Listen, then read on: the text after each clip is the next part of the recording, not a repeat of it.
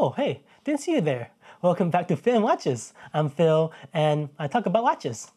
So today we're gonna do something different because a friend of mine whose name rhymes with toenail, he's trying to buy a watch to commemorate his time in the United States. And it's going to be a big purchase. His budget is around 4,000 US dollars. Who spent that much money on watches nowadays? But I digress. Anyways, he's trying to find a watch that will last for a lifetime and hopefully pass down to the future generations. So let's talk watches.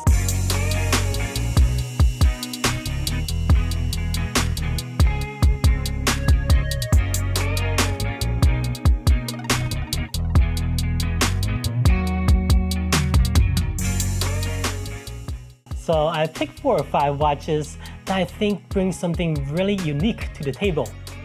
They offer a great overall package that will be classics down the road. I had experience with every single one of these watches beforehand and I have been blown away, like a tornado in a sea of windmills.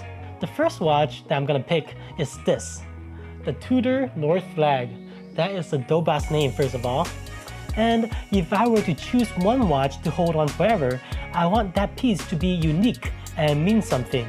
This is the first watch I really saved up for, and in my opinion, it's worth every penny. It's also very special for Tudor as well.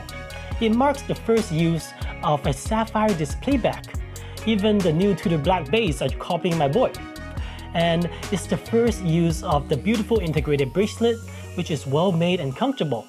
It has a ceramic ring under the bezel. Who does that?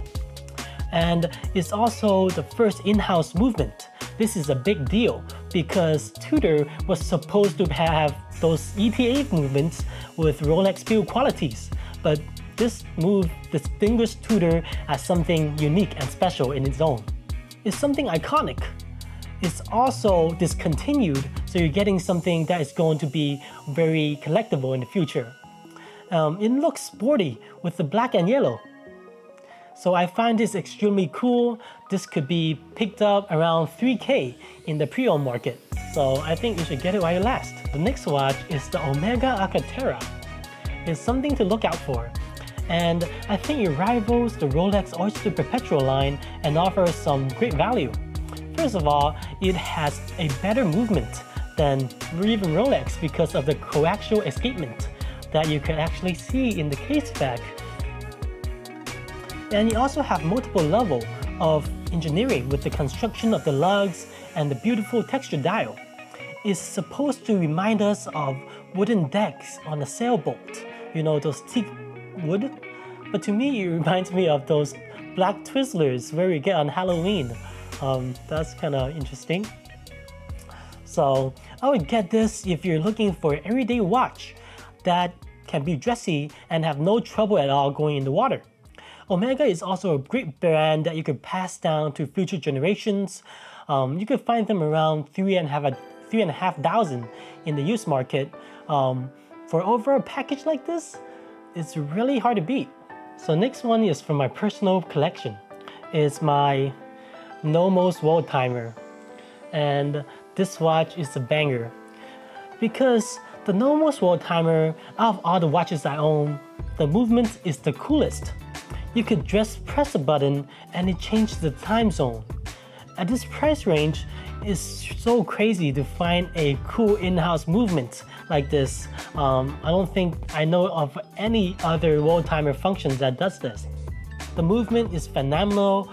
I use this watch all the time when I go to the bathroom to just play with it because I could press the button and it just clicks. Yes, it's fun. I have nothing to do. And let's be honest, I ain't going to go to another country anytime soon, not because of quarantine, because I'm a poor boy. Sag. And the rich blue dial and the small seconds hand is a classic design that Nomos employs. I love pairing this with a blue strap. It's just elegant and not too dressy for plebs like me and you. The only downside I would say is the 30 meters of water resistance, which should be okay if you are just catching the rain. However, if you bring this to the pool, then you ain't cool, you fool. But I'm not a rapper. And if you're living in the United States, you have daylight saving to worry about. And once the time zone changes because of the daylight saving, all the other countries will be messed up. Thanks, America. Now, this one is to be expected. By Marcus 18 from IWC. For this price range, it's really good.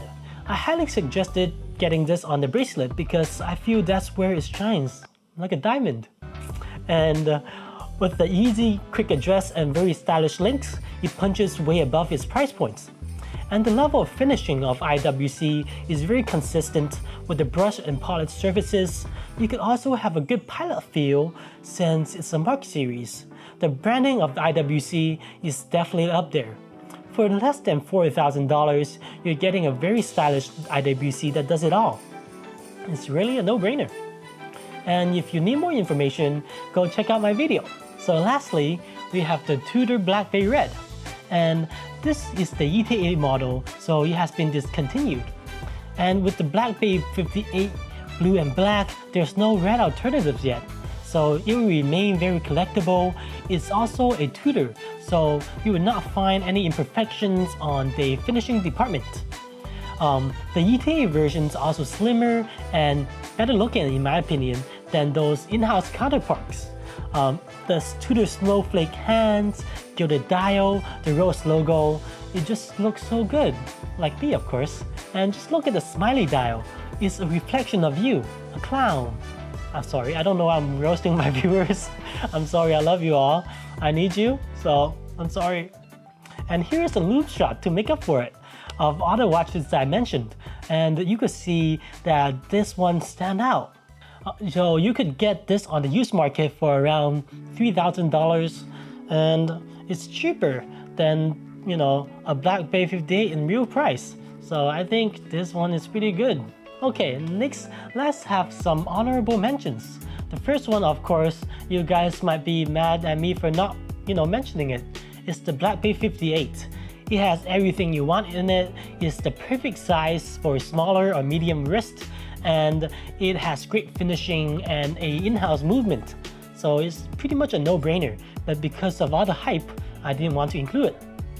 And also, anything from Grand Seiko. If you could get a snowflake, that would be fantastic because it's the iconic piece, right?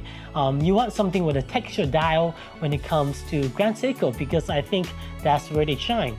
So anything with a texture dial, even the quartz ones, I think they're extremely well built.